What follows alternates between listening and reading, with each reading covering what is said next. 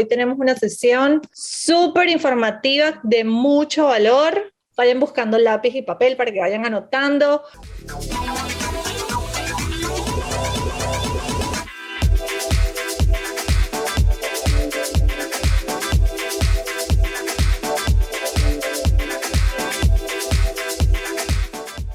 La noche de hoy nos está acompañando. Mauro es contador aquí en Estados Unidos, es CPA. Voy a comenzar con eso, Mauro. ¿Cuál es la diferencia entre un contador y un CPA? Acá en los Estados Unidos hay una escalera de preparación o, como quien dice, de prestigio dentro de la profesión de preparadores de impuestos. Pues que empieza con un abogado fiscalista, luego sigue un CPA, luego sigue un enrolled agent, luego sigue un preparador de impuestos registrado y un preparador no registrado. El CPA vendría siendo como la preparación máxima a nivel de un contador antes de un abogado. Entonces, por ende, estamos sujetos a un estándar de conocimiento y profesionalismo un poco más alto de los que pueden estar otras personas que no tengan esa delegación. Quisiera comenzar con la gran pregunta, Mauro. ¿Qué es más conveniente para un inversionista extranjero o internacional? ¿Comprar a título personal o comprar a nombre de una empresa? Invertir a nivel personal es una de las opciones más económicas de mantener año a año. Pero tiene ciertas limitaciones y cuando se invierte a nivel de compañía, se goza de ciertos beneficios de los que no se pueden conseguir a nivel personal, y esos son los que vamos a estar resaltando el día de hoy. Cuando se invierte a nivel de compañía, las dos opciones principales o las más comunes para un inversionista foráneo son o una LLC, un Limited Liability Company, o una corporación, que tanto la LLC como la corporación ofrecen un beneficio bastante parecido entre ellas, del cual no se goza a nivel personal y se conoce regularmente como el beneficio de la responsabilidad limitada. Esto lo que quiere decir es que a la hora de una posible demanda que exista en contra de la compañía, en comparación a cuando se tiene el inmueble a título personal, el alcance de esa demanda está limitado a los activos de la compañía como tal. Y los activos a nivel personal de cada uno de los accionistas o miembros de esas compañías no están expuestos al alcance de esa demanda cuando se invierte a nivel de la compañía. Que cuando se invierte a nivel personal, pues la demanda va en contra del titular de ese inmueble, el dueño de ese inmueble y todos sus activos, los activos que esta persona pueda tener. Uno de los beneficios principales por el cual se escoge invertir a través de una compañía es el beneficio de la responsabilidad limitada. Otro beneficio que ofrece la compañía en comparación a invertir a nivel personal es la facilidad de transferir la participación de esta compañía a un tercero en comparación a si el inmueble está a título personal y hay que transferirle el título de ese inmueble a un tercero. Supongamos que una persona tiene un inmueble a título personal y quiere hacerle el regalo a su hijo de este inmueble. El inmueble estando a título personal, pues hay que hacer como mínimo un cierre informal y traspasar el título, y el traspaso queda registrado en los registros públicos y tiende a ser más complejo que en comparación el traspaso de participación en una compañía, que es un documento interno y tiende a ser más simple. Otro de los beneficios que se obtiene al invertir a través de una compañía es que se mantiene un mejor anonimato. Por ejemplo, en Florida, si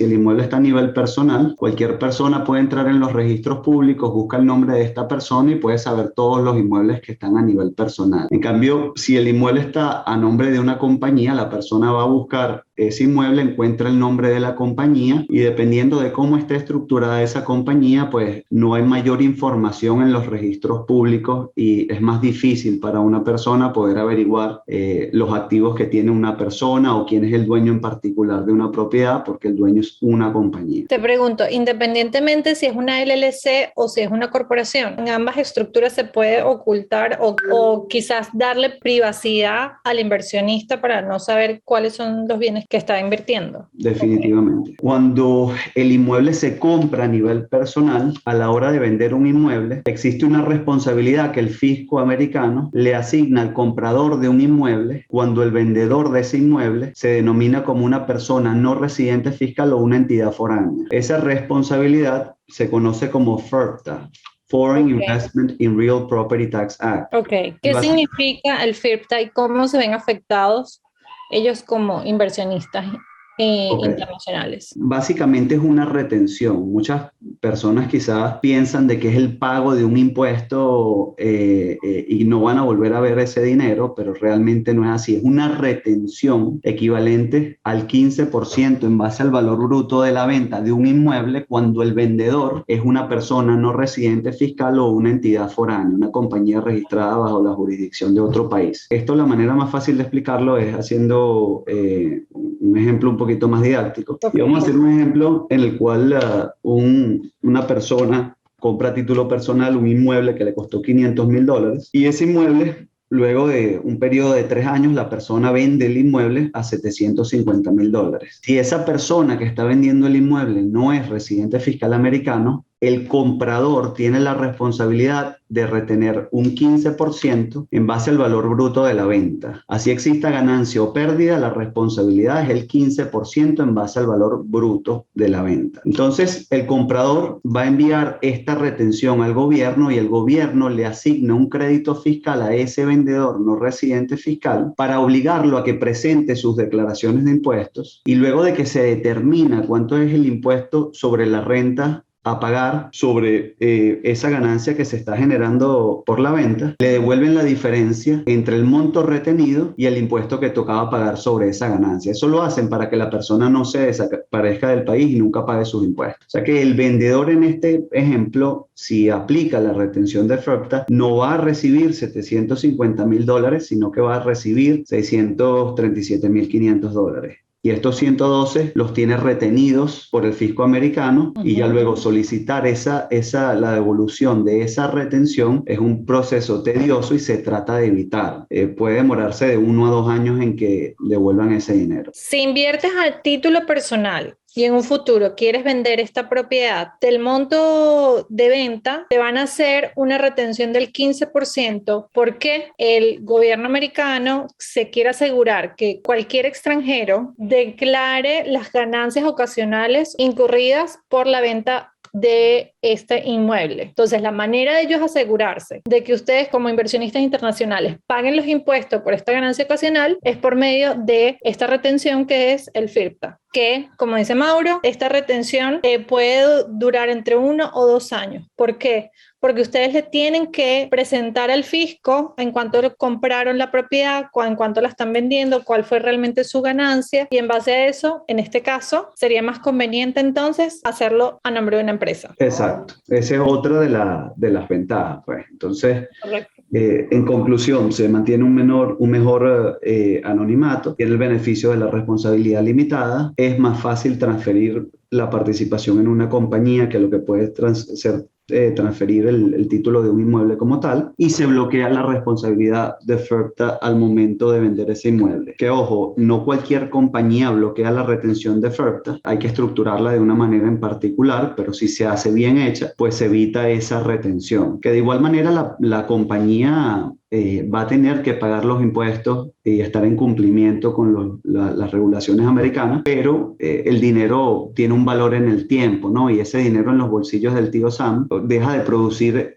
un rendimiento que pues se pudiese estar aprovechando, y por eso esto se trata de evitar. Mauro, y en cuanto a los impuestos sucesorales, ¿qué nos puedes decir? La participación directa, como por ejemplo acá, la participación directa en una compañía americana forma parte del patrimonio dentro de los Estados Unidos al momento de calcular el impuesto por sucesión. En otras palabras, el tener el inmueble a título de una compañía americana no bloquea el impuesto por sucesión si esa participación es directa de la persona que fallece en la compañía americana. Lo que sí permite la compañía pues es diluir ese patrimonio, y no es lo mismo que una persona sea dueña un 100% de un inmueble a que esa persona sea dueña un tercio, su hijo sea dueño otro tercio y su esposa sea o esposo sea dueña al otro tercio de esa compañía, pues porque el patrimonio se divide entre los tres, se separa el riesgo entre tres personas y hay una exención de vida que aplica por cada una de las personas. Hay personas que piensan que solo el hecho de ser dueño o de estructurar una compañía para la compra de un inmueble bloquea el impuesto por sucesión, pero esa participación directa en la compañía no lo bloquea.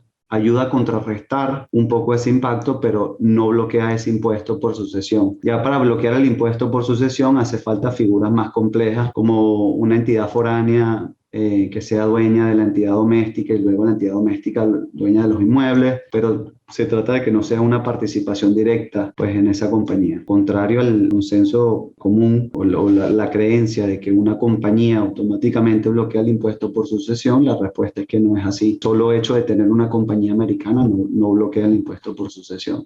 ¿Recomienda la LLC o una Inc? La Inc. es una manera de llamar a las corporaciones. La corporación puede terminar en la sigla Inc., Corp o Corporation. Todas forman parte de esa misma umbrella. Lo que pasa es lo siguiente, ¿no? Que cada caso tiene sus particularidades y lo que es mejor para una persona no necesariamente es lo mejor para otra. Lo que yo puedo hacer hoy acá el día de hoy pues es explicarles cómo tributa cada una de estas entidades y para que cada quien vaya basando sus conclusiones. Entonces, vamos a hacer un caso hipotético en el que una persona invierte $500,000 en un inmueble en los Estados Unidos. Ese inmueble genera una renta bruta de $48,000, tiene todos estos gastos asociados, que son 21,300, y le queda una rentabilidad neta de un 5.34%, $27,000, que porcentualmente, en comparación a los 500,000 invertidos, es alrededor de 5.34% de retorno anual. Ok, entonces esa ganancia, ¿verdad? Se conoce regularmente como la utilidad financiera, lo que queda en el bolsillo antes de pagar el impuesto sobre la renta. Pero al fisco americano se le va a reportar y pagar impuestos es en base a la utilidad fiscal. Y un inmueble residencial se deprecia en línea recta 27.5 años, lo que hace que se pueda gozar de un gasto de depreciación anual que va a bajar esa utilidad de los $27,000 que realmente se están ganando, $8,500. El caso es que la LLC, a fines legales, siempre va a ser un Limited Liability Company, pero una LLC, cuando tiene dos miembros o más, que es lo que regularmente se recomienda, se conoce fiscalmente como un partnership. Y el partnership presenta declaración de impuestos de carácter informativo, pero las ganancias o pérdidas de la compañía tributan en cabeza de cada uno de los dueños de esa compañía. Esa es una figura que no es muy común en Latinoamérica, pero acá sí se utiliza bastante.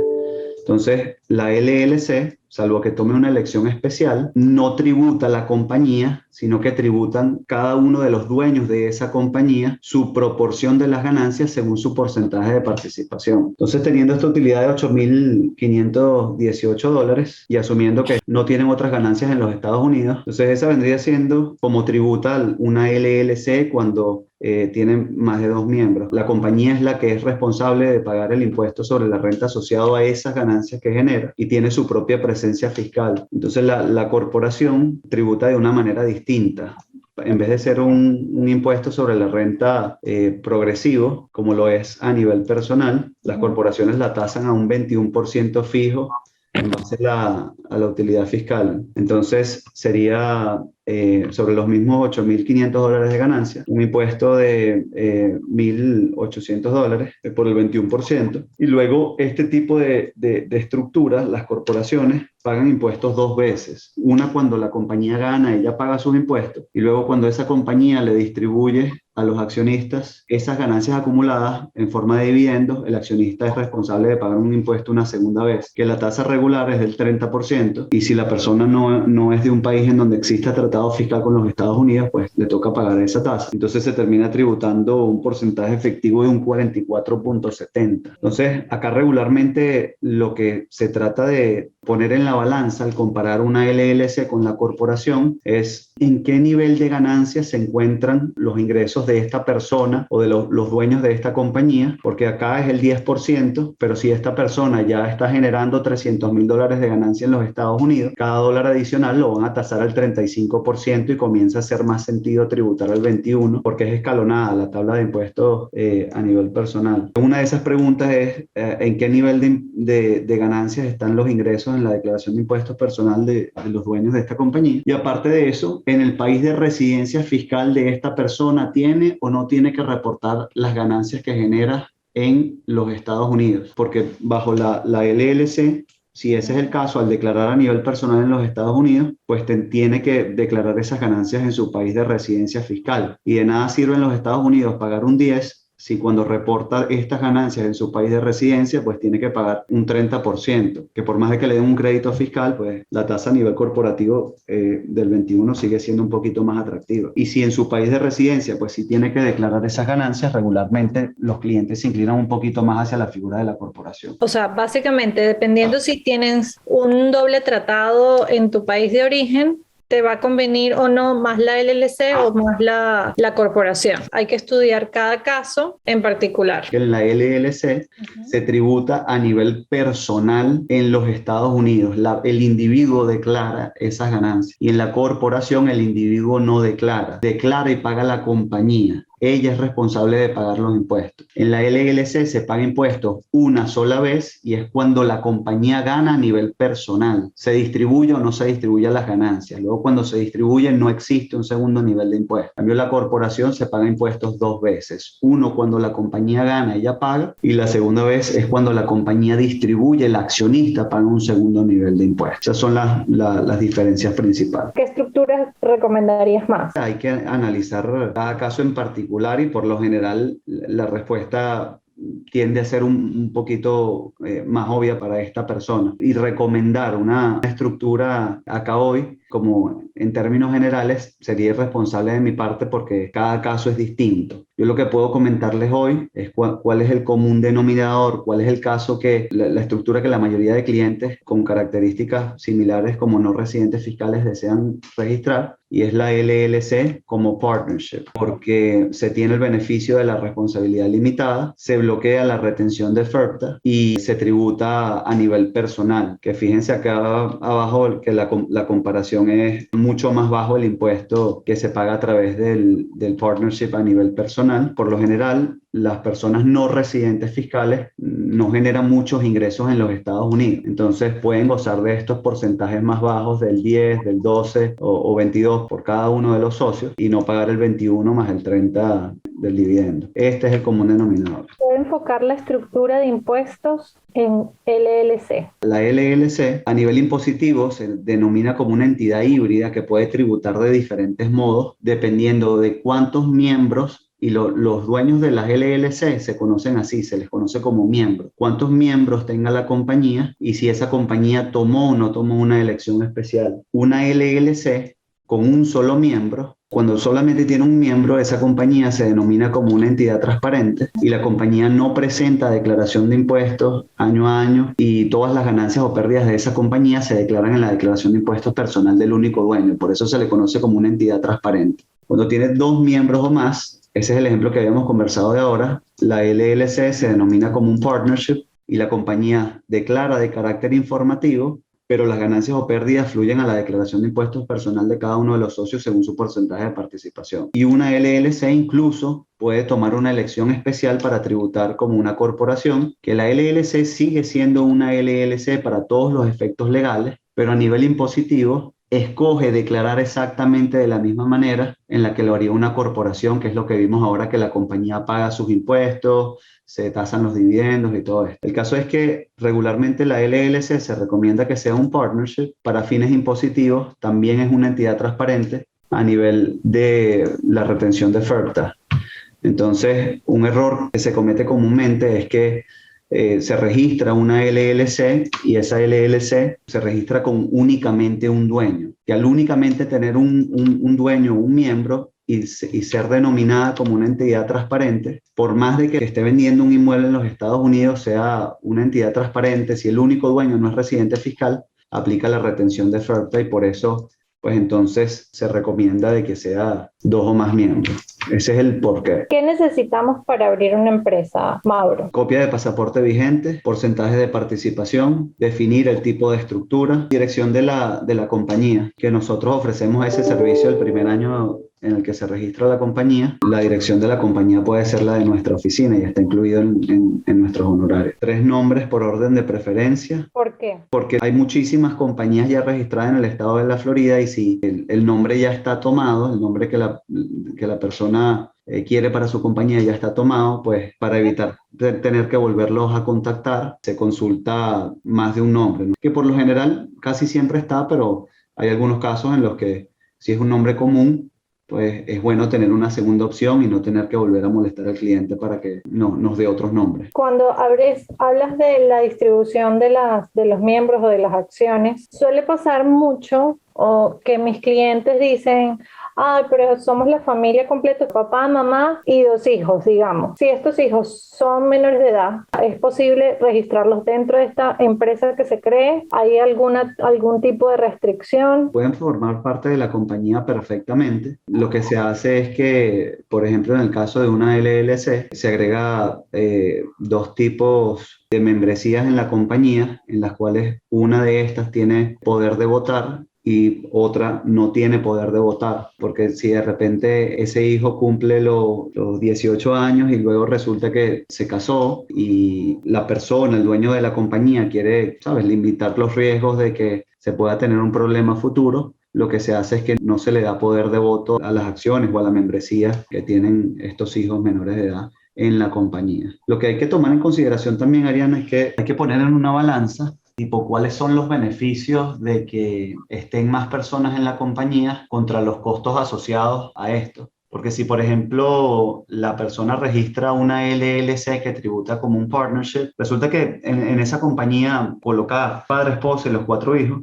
En ese caso habría que hacer la declaración de impuestos de la compañía y 6 declaraciones de impuestos personales todos los años. Y cada declaración de impuestos personal cuesta dinero porque es un trámite que toma su tiempo. Entonces se trata de poner tipo en una balanza cuál es el beneficio de agregar a otro socio adicional, si es diversificar ganancias, diversificar patrimonio, comparado con el costo para que no se salga de proporción el gasto de mantenimiento de esa estructura. ¿Cuánto tarda el proceso de abrir o de constituir una empresa? Eso va a depender de si alguno de los miembros de esa compañía o la persona responsable, que no necesariamente tiene que ser un dueño de la persona responsable de la compañía, tiene número de seguro social. Okay. Si alguno de los miembros o personas responsables de esta compañía tiene número de seguro social, es relativamente rápido el proceso. Se puede demorar de 1 a 2 semanas en ya quedar registrada la compañía, porque la aplicación del número de registro de la compañía se puede hacer en línea y es automático la asignación del número de registro de esa compañía. En cambio, si no tienen número de seguro social, hay que enviar esa solicitud por fax o por correo regular y dependiendo de la época, pues se demora de mínimo 3 semanas a máximo, he visto hasta 2 meses y medio. El promedio es alrededor de unas 6 semanas en que la compañía esté completada si no se tiene el número de seguro social. ¿Para qué es importante este número de registro de la empresa? Cuando ustedes vienen para acá y el objetivo de ustedes es constituir esta empresa para ponerla a rentar, ustedes tienen que abrir una cuenta bancaria. Para poder abrir la cuenta bancaria, uno de estos requisitos es este número de identificación de la empresa y ustedes puedan recibir los ingresos por renta de estas propiedades. Entonces, es por eso que siempre cuando hablo con los clientes con anticipación, planificándolos de manera de que esto lo podemos hacer a la distancia, ¿cierto, Mauro? Correcto, sí. El registro de la compañía, todo se puede hacer a distancia, a excepción de la apertura de la cuenta bancaria, que como mínimo uno de los miembros de esa compañía tiene que visitar físicamente la sucursal bancaria para abrir esa cuenta. De resto, todo se puede hacer remoto. Todo es cuestión de planificación, de que comencemos a hacer la gestión antes de que usted viaje, de manera que cuando usted venga para acá, ya tengamos todos los documentos constituidos para abrir la cuenta bancaria y tomar acción. La dirección de la empresa puede ser la dirección de una casa vacacional en Estados Unidos o debe ser de la dirección del contador. No, perfectamente. Puede ser la dirección de su casa vacacional en los Estados Unidos. En esta es, es donde van a recibir la correspondencia. Regularmente se recomienda que si la persona no vive en los Estados Unidos y no revisa su correo regularmente, que esa dirección sea la del contador, porque de repente si se recibe alguna notificación del IRS o alguna penalidad, es bueno poder atacar esto a tiempo y tomar las medidas correctivas que si está la dirección de la compañía en la casa vacacional y no visita los Estados Unidos en 8 meses, pues se van a enterar después de 8 meses de lo que puede estar pasando y puede ser algo sensible de tiempo. ¿Es necesario que uno de los participantes en la LLC sea ciudadano? ¿Eso tiene algún beneficio? Falso. No hace falta o sea, se puede registrar una compañía siendo todos los miembros de esa compañía foráneos y no hay ninguna limitación. Eso también siempre, tengo muchos clientes que piensan de que es necesario un ciudadano americano para poder tener una compañía, pero no es así. Pueden ser todos los dueños foráneos y no hay ningún problema. ¿Cuáles son los costos para abrir una empresa, Mauro? ¿No los puedo decir aquí en el webinar? Sí, no hay problema. Nosotros, tanto LLC como corporación, tenemos una tarifa fija de $750 por el registro de la compañía. Y eso incluye asistencia en el proceso de selección para que el cliente pueda tomar una decisión informada y educada sobre el tipo de la estructura que quiere registrar, el registro en el estado y la solicitud del número de registro fiscal de la compañía. ¿Qué pasaría con la propiedad si en algún momento en el futuro me rechaza la visa? ¿Se puede vender remoto, Ariana? Eso ya es una pregunta que me parece que más para ti. Sí se puede vender remoto. ¿Con cuánto se puede constituir una compañía? Si hay un mínimo de capital para constituir una compañía. No hay mínimo realmente acá en los Estados Unidos. Pueden abrir la cuenta de la compañía con $100 Y lo otro que suelen preguntar, ¿cuál es el objetivo de la empresa? Porque, por ejemplo, Mauro, en Venezuela, yo tengo una empresa que importa papel tapiz y telas de decoración. Entonces yo tenía que exponer en el objetivo, esta empresa se va a dedicar a importar papeles tapices y telas. Y luego si quería incorporar otro ítem, alfombras, tenía que modificar el objetivo y decir, esta empresa se va a dedicar a importar papel tapiz, alfombras y telas. Eso aquí no es así, ¿cierto? Sí, acá en Florida no hay que filtrar o limitar la actividad de la compañía a una actividad en específico y regularmente lo que se acostumbra es que en la razón social de la compañía se establece cualquier actividad de negocios legalmente permitida dentro del estado, salvo que para una licencia en particular la División de Profesionales del Estado de Florida exija filtrar o limitar la actividad de la compañía a una actividad en particular, pues en esos casos sí se hace, pero el común denominador es que no hace falta limitar la razón social de la compañía. Por ejemplo, para los realtor, Ariana, si abres una compañía de realtor, te obligan a limitar la razón social a corredor de inmuebles en particular. Okay. Pero es solamente para algunas profesiones y algunas licencias que se exige esto. ¿Tiene algún plazo de vencimiento cuando se abre una LLC? Eso se establece todo al momento de registrar la compañía. Se puede asignar como ilimitado o puede ser una compañía a término que dure un periodo, supongamos, de 1, 2 o 3 años y luego deja de existir en lo que se cumple ese lapso de tiempo. Si he formado una LLC con 3 miembros, ¿uno de los participantes puede ceder o vender su parte a los otros integrantes? Sí, perfectamente. Se la puede vender, se la puede regalar, sí se puede transferir, en otras palabras. Si ya tengo una propiedad a título personal, al crear mi empresa, ¿puedo transferirla? Sí se puede. Lo que pasa es que eso es un tema delicado porque la misma retención de FERPTA que conversamos nosotros al principio, que aplica sobre el 15% en base al valor bruto de la venta de un inmueble cuando el vendedor no es residente fiscal, esa regulación de FERPTA aplica para cualquier tipo de traspaso, o sea, que no solamente está limitado a una venta, el regalo de una propiedad, el intercambio de una propiedad, la contribución de esa propiedad a nombre de una compañía.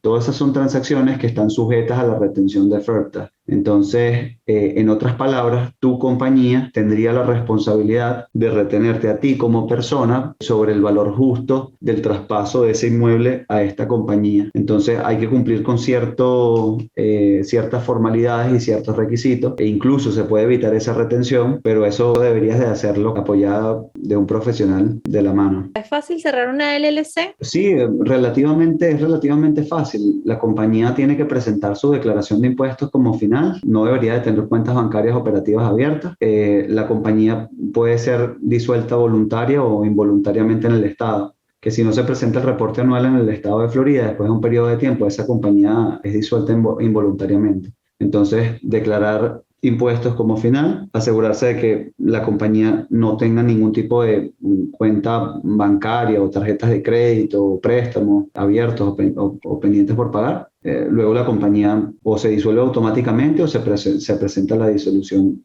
formal de esa compañía. Para abrir una cuenta bancaria, sí o sí hay que hacerlo en forma personal. Sí, tienes que venir. Meses atrás teníamos un banco que lo hacía a la distancia, te hacían una entrevista por Zoom, pero como ya las restricciones de COVID se terminaron y ya la gente puede viajar, se puede vacunar, etcétera, etcétera, ya esa, entre comillas, facilidad de abrirte la cuenta bancaria a distancia ya no se puede. Entonces, sí o sí, tienes que venir para abrir la cuenta bancaria. Sí, eso es algo que los bancos últimamente se lo han tomado bastante en serio y donde yo anteriormente veía que algunos bancos daban el brazo a torcer, creo que las regulaciones las han reforzado bastante y muy difícil ver un banco que le abra una cuenta de banco a alguien que no está físicamente en la sucursal bancaria para abrirla. Si yo decido abrir mi compañía, ¿debo registrarla únicamente para temas impositivos o existen otras entidades a las que debo registrarme? La compañía se registra en el estado, asumiendo que el inmueble está en Florida. 1, se registra con la División de Corporaciones de la Florida. 2, se registra con el gobierno federal, que es el IRS o el tío Sam, así. Ese es el tío Sam, es el gobierno federal, y eso se hace al aplicar para el EIN, y dependiendo del tipo de actividad de negocio que se va a llevar a cabo, si por ejemplo tienen una renta comercial, ¿verdad? Que no es una renta residencial, sino que es una renta comercial, pues tiene que registrar la compañía con el Florida Department of Revenue. Si pagan nómina, hay que registrar con otros entes, pero si es para hacer una inversión inmobiliaria residencial que están rentando, por lo general es solamente con la División de Corporaciones del estado de Florida y con el gobierno federal. La verdad es que es súper sencillo constituir la empresa, luego abrir la compañía y ya están protegidos en ese ámbito. Si creé la LLC solo para comprar un inmueble, cuando venda la propiedad, ¿tengo que cerrar la LLC o puedo dejarla abierta en caso de que quiera comprar otra propiedad de nuevo? Perfectamente, la compañía puede quedar abierta y se puede utilizar, o se puede comprar varios inmuebles simultáneamente bajo la misma compañía. Solo si es de contado, porque si es financiada, el banco te va a pedir que por cada propiedad que financies abras una empresa nueva. El FIRPTA, cuando se pasa de persona natural a LLC, ¿cuánto tiempo queda retenida el porcentaje para la persona natural? La contribución de capital de un miembro a una LLC que tribute como un partnership no se denomina como un evento taxable. Entonces, la persona le presenta al IRS una solicitud de certificado de retención reducida, el IRS responde y ese soporte es el que se tiene para el día de mañana, cuando la compañía quiera vender ese inmueble, la casa de títulos no quiera retener, alegando de que el título no está limpio, porque no se hizo la retención de FIRPTA cuando se ha debido de haber hecho en el traspaso. ¿El poder de decisión de la LLC la va a tener el mayor accionista? No necesariamente, todo eso se puede manejar a nivel del acuerdo operacional. Generalmente, la toma de decisiones de la compañía se estructura de cierta manera de que mientras mayor es la participación en esa compañía, mayor es el poder de voto a la hora de tomar decisiones. Todo eso se puede manejar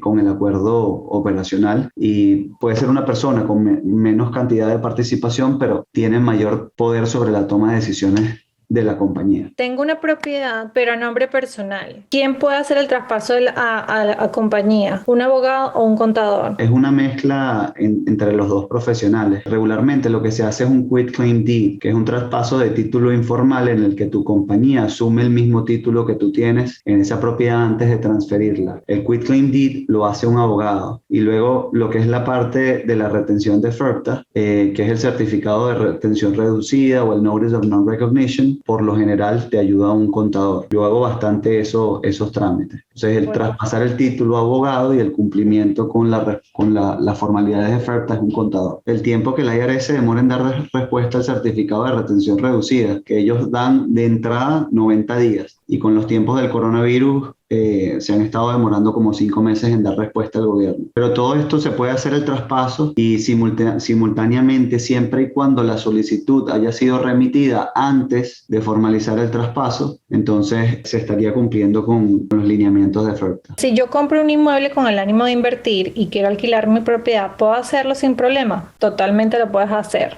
sin ningún problema. Si inviertes en una casa vacacional, esa casa vacacional dentro de su título solo va a tener la licencia de que sea una casa vacacional. Es decir, tiene la licencia para que se rente a corto plazo, etcétera, etcétera. Pero si compras una casa residencial y la quieres poner a rentar de manera tradicional, que son estas rentas anuales que mensualmente vas teniendo tus ingresos fijos, perfectamente, una vez se venza ese contrato de alquiler, tú luego la puedes vivir. Ser foráneo, comprar una propiedad y abrir una LLC, ¿puede ayudar o garantizar una residencia permanente? No. Si tú quieres obtener una residencia permanente, trabajamos con abogados, hay un especialista, pero de manera por encima general te puedo comentar que está la EB5, que haces una inversión de $500,000 o $900,000. Eso va a depender del tipo de proyecto en el que se invierta, y para que tengas tu residencia, aproximadamente lo que dice el abogado es que se demoran 30 meses en que te den la residencia. ¿Qué es lo que hemos hecho con algunos clientes? Es que ellos compran unas 4 o 5 propiedades, que hay una visa que se llama visa de inversionista, que es la E2, donde compras casas vacacionales y el abogado lo que hace es estructurar una empresa donde generas empleos, porque parte de estas inversiones que se hacen y que te otorgan a ti una visa de inversionista es porque estás generando empleo, estás teniendo una inversión activa y no una inversión pasiva, como son las propiedades. Las propiedades residenciales o vacacionales no generan empleo, por lo tanto son consideradas inversiones pasivas. Las inversiones activas son aquellas inversiones donde ustedes como inversionistas están generando empleos. Una LLC creada pero que no tenga utilidad anual debe presentar taxes. Si tiene un inmueble y ese inmueble está siendo arrendado, sí o sí tiene que presentar impuestos, así exista utilidad o pérdida. El requerimiento mínimo para declarar de una LLC es si esa compañía genera ingresos efectivamente conectados con un comercio americano o gastos que cumplan con esas características, tiene que declarar. En caso de que uno de los miembros de la LLC dejara de existir, ¿quién hereda ese capital o pasa a los demás integrantes? Esos son temas más que todo legales, pero regularmente, si no existe un fideicomiso o un testamento donde se indique quiénes son los siguientes en la línea para recibir ese patrimonio que hereda la persona que muere, la ley que prevalece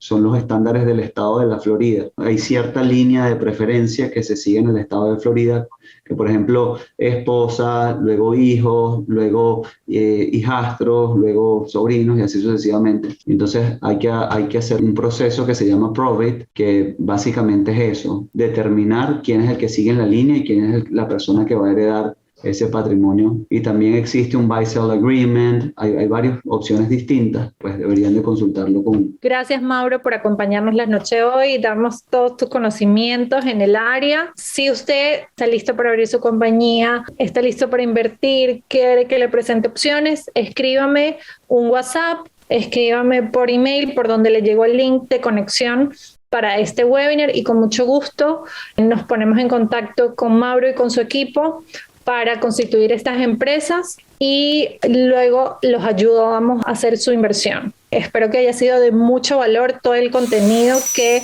presentamos la noche de hoy. Feliz noche, Mauro. Gracias por todo. Muy buenas noches. Estamos por acá a la orden. Seguiremos en contacto. Bye bye. Feliz noche. Besitos.